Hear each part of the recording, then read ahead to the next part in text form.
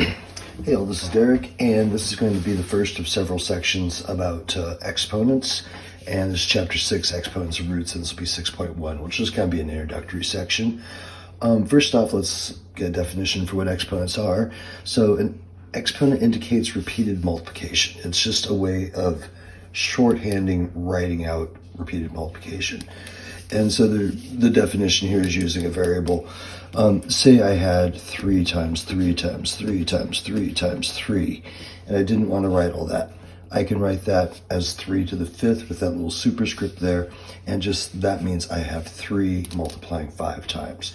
So that's what exponents are. It's just a shorthand for indicating repeated multiplication. Okay, so let's see how the idea of repeated multiplication works with some examples. So this first one versus the second one. I'm actually going to start with the second one. This means we have -3 twice. That's all that's saying, right? That's a repeated multiplication. We have -3 2 times. Negative and negative will make +9. This one isn't this one. It seems like they're the same, except when you look at them side by side, you realize what's actually getting squared here is the 3. The negative is not getting squared. The negative is actually a -1 times 3 squared. So there's only one sign in this one, whereas this one there were 2. So this is going to make -1 times 9 or -9. So you do have to be careful whether or not there's parentheses around or not. Anytime you're substituting a value in, it has parentheses. So if I were plugging this in for like an x, that would be parentheses. This one, so this would be like a -1 times -3. That's a cube, -3 cubed, -3, -3. You certainly don't have to write it all the way out like I am, but I'm doing that to show that there's this negative cubed, which is 1, 2, 3 negative signs, plus one more here makes 4 negative signs. So anytime you have an even number of negatives, they pair off and become a positive. So this will be +27. This next one is -3 cubed. So that is -1 times 3 cubed.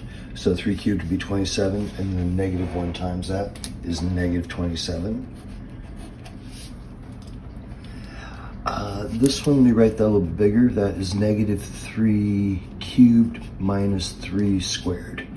So again, these cubes and squares are not working on these signs in front.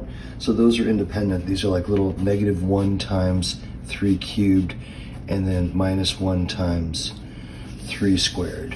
So this would be -1 times 27 or -27. And this would be -1 times 9 or -9 or -36. This one, let me write it a little larger again.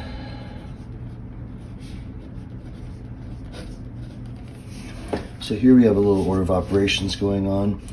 3 cubed would be 27 minus 3 squared would make 9. And then before I square, I want to combine. So 27 minus 9 would be 18. And then 18 squared would be 324, but with a negative in front because of this sign. It's coming along for the ride. Okay, up next we are evaluating these expressions and they're all for x equals -5. So this one says 2x squared, so that would be 2. And this is what I was referencing earlier. Anytime we're plugging into an expression, it's going to have parentheses around it, so it'll be that version of squaring or cubing or what have you. And then -5 times -5 would be 25. 2 times 25 makes 50. Here we have 2 and then minus x squared, so that'll be -5 squared, or 2 minus 5 times -5 again would be 25, but then the minus in front means we're still subtracting, and that would leave 23. Here we'd have 6 minus, that's an x cubed, so -5 quantity cubed. So this would be 6, and then I'm just bringing that minus down, and I'll worry about this sign, and then I'll deal with that together. So -5 cubed would be 3 negative signs, so that would be -125. So then this is minus a minus, which means this is really plus, and then that gets us 131. Okay, next up we have a is going to be -1, and b will be -4, and I'm plugging into ab cubed. So I put -1 in for a, and then -4 in for that b cubed. And so if you kind of think about how many signs there are, right here I would have 1, 2, 3, because of the cube, 4 signs. So if I have 4 negatives, it's going to come out positive, and then 4 cubed would make 64. And again, you don't want to write all this out, but this is kind of in my mind what I'm envisioning. If I'm getting mixed up with my signs, I'm kind of thinking, okay, if it was all spread out, like what would it look like? And that helps me go, okay, there's my 4 signs, so it'll be positive value. Same thing, I'm going to plug these in here. So this is a minus b squared, and then the whole thing is squared. So plugging in for a, I would have -1, and then minus b squared would be -4 squared, and then the parenthesis, and then quantity squared. So with our order of operations, we're going to do our exponent on the inside of the parentheses first. Again, this sign, I'm just going to leave it there, and then I'll just kind of deal with whatever comes out of it. So this would be -4 times -4, which will be a positive 16, but again, I'm still subtracting. -1 minus 16 would be -17, and then squared would make 289. Over here, AB, so that would be -1 times -4. A squared is going to be -1 squared minus B squared would be -4 squared.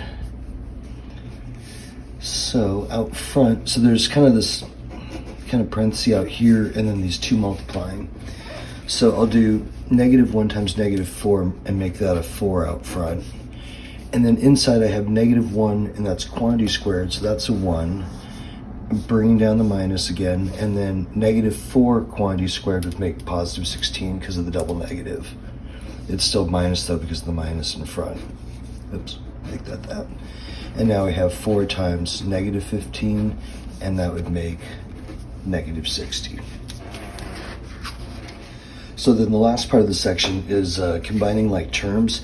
And I like these questions a lot because they make you kind of think about the difference between adding and multiplying. And right here is where you start getting mixed up with which thing you're doing. So for this first question, it says x plus x plus x plus x. So that's like 1x plus 1x plus 1x plus 1x. If I go 1 plus 1 plus 1 plus 1, that is 4 x's. The x's don't change because all I'm doing is counting them. I'm just saying I have 1, 2, 3, 4 x's. That's it. Over here, on this one, it's x times x times x times x instead of addition. So in that case, that's that repeated multiplication. So we would write that one as x to the 4th. So addition, that gets you, the coefficient is changing. With multiplication, then the exponent is changing. Notice here, the exponent doesn't change. For this next one, 2x, and then it's times x, so that means the exponent's going to change. I have 2 x's there, so that's going to be 2 and then x squared, and that's just denoting, again, repeated multiplication of the x. This one, on the other hand, is 2 x's plus 1x, so that would make 3 x's altogether. So 2x times x, 2x squared, 2x plus x, 3 x's. Down here, it's multiplication because of those parentheses, and I got 1, 2, 3, 4, 5 signs, so it's going to be negative. I got 5 x's, so it's going to be x to the 5th. Here, I'm going x minus x minus x minus x minus x. So it's like a whole bunch of, it's 5 minus 1s in a row. So we're like spending $1, $2, $3, $4, $5. So that's minus 5 x's. Okay, for this last question, it's can the following expressions be simplified? And then if so, to what? So this first one is 5t plus 6t squared. That is addition, and remember we can only add subtract when we have like terms, and so this is no, it cannot be simplified. This one is minus c cubed minus c cubed. That is subtraction, which is again pairs with addition, so it's like this, but those are both c cubes, so they are like terms. So this is like going minus one of these minus another one would be minus 2 c cubed. Down here I have 4z squared plus 9z squared, and that makes 13z squareds all together. So again, addition, as long as it's like terms, we can add. If they're not like terms, we can't. And then 7x, and then that parenthesis would indicate times x, so that is 7x squared. So that